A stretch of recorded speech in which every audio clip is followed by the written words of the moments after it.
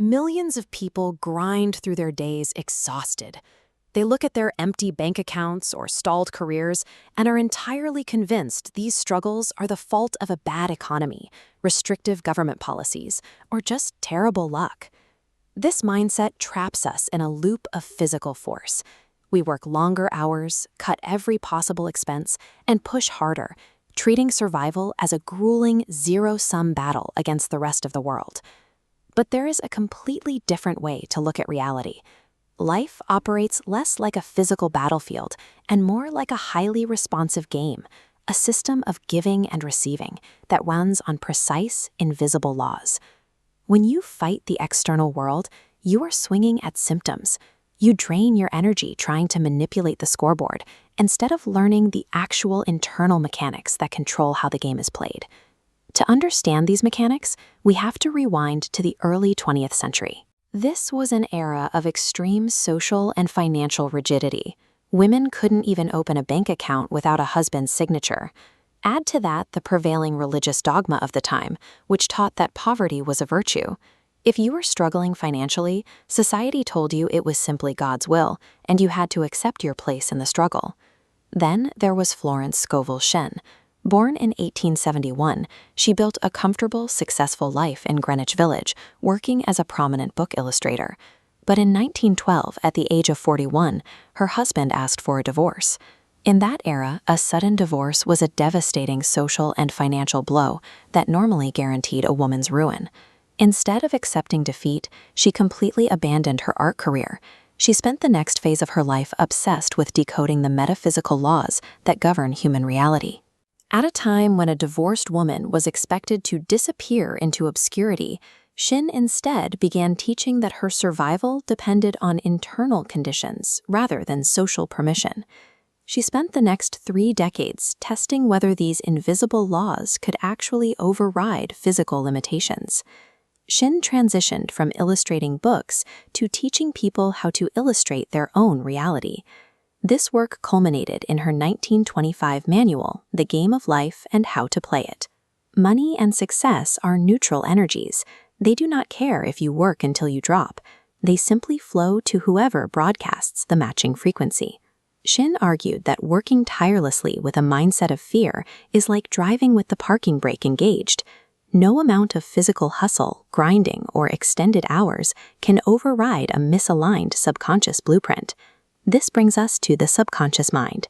Shinn described it as a flawless, entirely humorless recording device that takes every single instruction literally. This is the law of the word.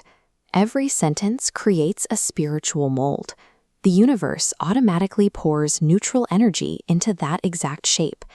Therefore, when you casually joke about being broke, you issue a direct command. The universe obediently manufactures that exact financial deficit. Every spoken sentence acts as a blueprint. This turns the mouth into a creative instrument, making speech the primary mechanism for directing the flow of the game. The third rule is active faith.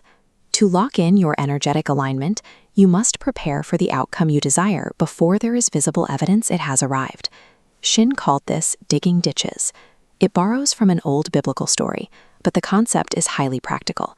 You have to physically prepare the dry ground to catch rain while the sky is still completely clear.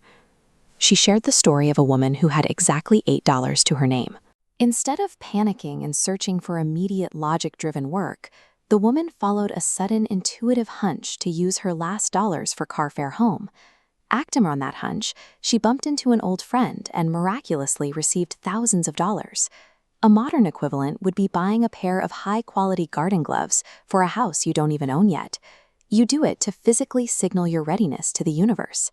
Anticipation without physical preparation is just fear, which Shinn called ingirded faith. True alignment demands action that proves your belief is real. By applying these rules to her own 1912 crisis, Shinn moved from a state of potential ruin to a position of significant influence. By the 1920s, she was operating as a prominent lecturer and counselor from an apartment on Fifth Avenue, directly overlooking Central Park. She actively mentored and shared her platform with the next generation of metaphysical leaders, including Emmett Fox, helping to launch his career in America. Her codes for reality survived the entire century. In 2013, the motivational pioneer Louise Hay acquired and published a rare typewritten manuscript containing Shinn's final, previously lost writings. Shinn's teachings survived because they work. They provided the foundational architecture for the entire modern movement of conscious creation. A century ago, Florence Scovel Shinn took esoteric biblical concepts and bridged them with the early emerging theories of quantum physics. She left us with one inescapable mechanic. The external physical world is nothing more than a delayed mirror of your internal conditions. The task now is to stop fighting the economy, your boss, or your circumstances. Audit the words you use every single day and align your energetic blueprint with what you actually want. If life functions as a game with fixed rules, then the difference between struggle and success comes down to a choice: continue fighting the scoreboard or learn to play the system.